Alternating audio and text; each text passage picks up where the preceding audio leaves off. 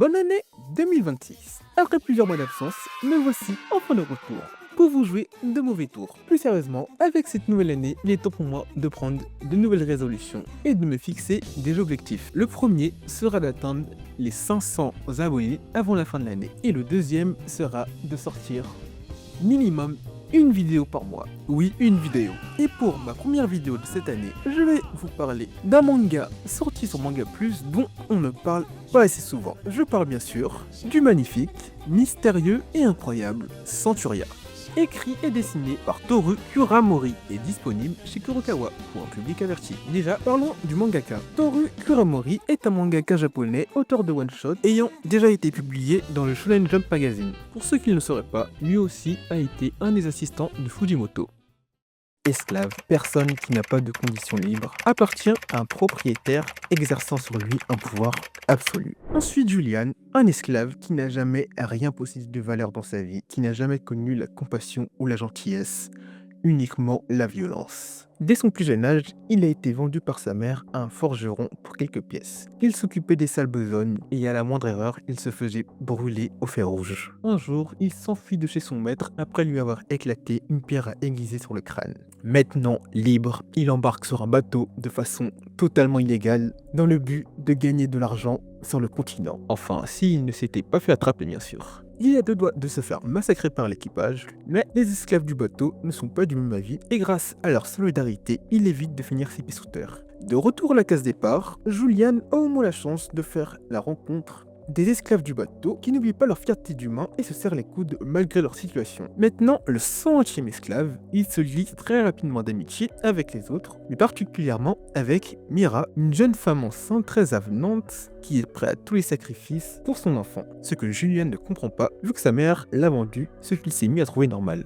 Mira compatit au passé de Julian et lui explique que la gentillesse et l'amour existent toujours dans ce monde. Mira lui proposera même de vivre ensemble le jour où ils seront affranchis. Pour la première fois de sa vie, Julian se mit à comprendre ce que c'était d'avoir une mère. Tout se passant trop bien, le capitaine du bateau pense que c'est le moment de se débarrasser des esclaves. Il n'a jamais eu pour intention de les amener à bon port. Il les massacre à tous pour toucher l'argent de l'assurance. Les seuls survivants de ce carnage sont Julian et Mira, grâce au sacrifice des autres esclaves qui ont choisi de les protéger.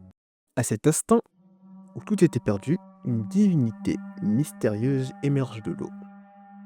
Désirez-vous la bénédiction de l'océan? Obtenir cette bénédiction nécessite le sacrifice d'un grand nombre d'âmes et la perte d'un amour sincère. L'un des deux doit se sacrifier pour que l'autre survive.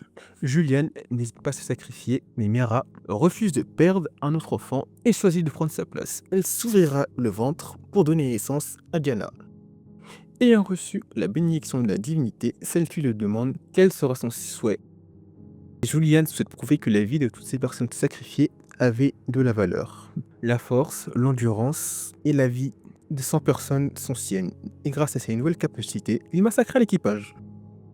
Dans un monde de violence et d'injustice, toute sa vie, Julian n'a jamais rien possédé de précieux jusqu'à maintenant. Julian n'est pas votre personnage principal habituel. Déjà qu'il a commencé la vie en mode difficile, lorsque pour la première fois de sa vie, il apprend ce qu'est la gentillesse, l'amour et le bonheur d'avoir une mère, on lui retire tout juste après. On n'est pas sur quelqu'un qui veut devenir le plus fort ou battre le roi démon, non. Juste quelqu'un qui a été abusé émotionnellement, physiquement, une coquille vide qui doit réapprendre à vivre. On a aussi Mira, une jeune femme prête à tous les sacrifices pour protéger son enfant, qui dans un monde froid et cruel, continue de croire en la gentillesse et l'amour. Mis à part eux, au cours de l'histoire, on découvrira de nouveaux personnages avec des personnalités et chara-design les plus uniques.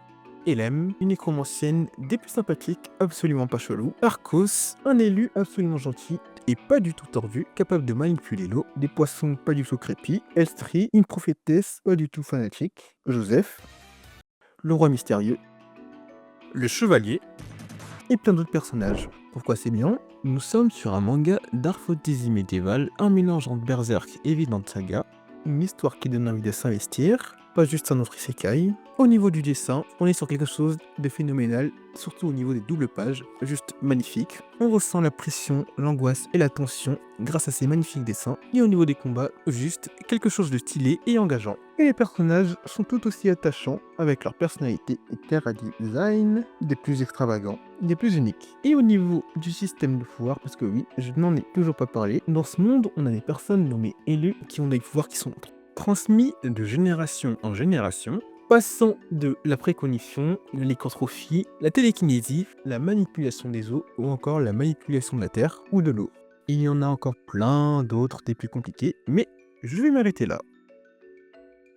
Je pense vous avoir tout dit, j'ai essayé de pas trop m'étaler, je vous ai juste raconté le chapitre 1 pour vous laisser la chance de découvrir Centuria. Si vous êtes à la recherche d'un manga de Dark Fantasy médiéval, j'espère avoir réussi à vous convaincre de lui laisser une chance, parce que selon moi, ce manga a vraiment du potentiel, surtout s'il ne se fait pas axer, comme certains mangas sur Manga Plus, que j'apprécie beaucoup, vraiment.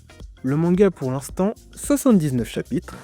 D'ailleurs, le chapitre 1 a pris la moitié d'un an à être créé, puisque l'auteur, Toru, a travaillé tout seul, sans l'aide d'assistant. Tout à l'heure, j'ai comparé à Berserk et Vinland, mais Centuria n'est pas juste un autre clone. C'est juste un manga qui a réussi à se démarquer. Il y a un grand nombre de mangas, animés et jeux vidéo dont je voudrais vous parler. Je vais essayer de tenter certaines choses que j'aurais jamais essayé de faire cette année. J'espère que vous serez là pour la prochaine vidéo.